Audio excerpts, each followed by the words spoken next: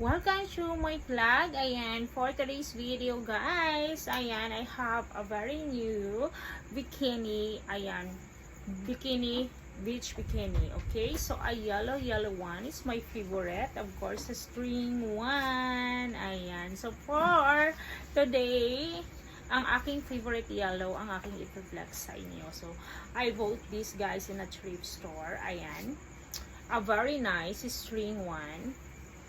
Yan, string siya guys, and then I really like it. It's because ganito ang kanyang ganito ang kanyang atake sa loob. It's very nice.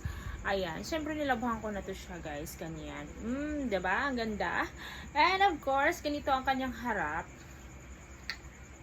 Okay, and of course, ganito ang kanyang likod. Of course, this is the back.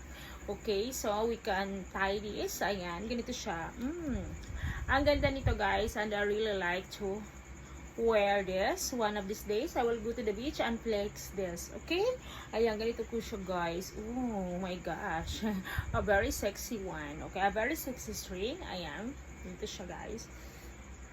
I like yellow. Yellow is my favorite. If you are new here to my channel, please do subscribe and comment below. I will respond to your comment. Okay? So, thank you so much. And ayan, sabihin nyo rin sa comment heart if you like the video. Ayan, ganito siya guys. Very nice. So, let's go and wear this. Ayan, I'm so excited.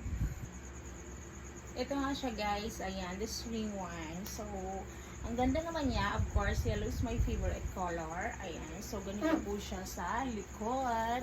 I like it. Ayan. Ganito siya.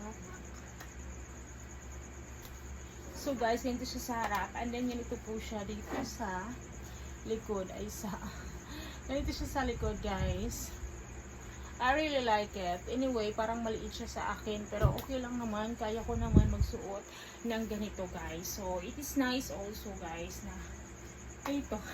Yellow pero parang is medium siguro ni siya. So, this is not small to me. This is small to me. I think I need extra large for this kind of bikinis. Because guys, okay naman dito. I like the dito one. Ang hindi ko lang parang maliit dito sa baba. Oo. I like also this one, the string one. Ganito. I like it guys. Ayan. And dito guys, ganyan. O, diba? Dito guys, ayan. As you can see, maganda talaga siya.